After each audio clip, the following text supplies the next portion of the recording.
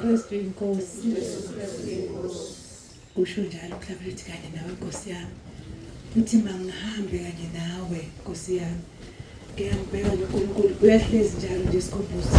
uNkulunkulu uyafuna sihambe kanye naye. Kazi thina siyafuna nokuhamba kanye noNkulunkulu.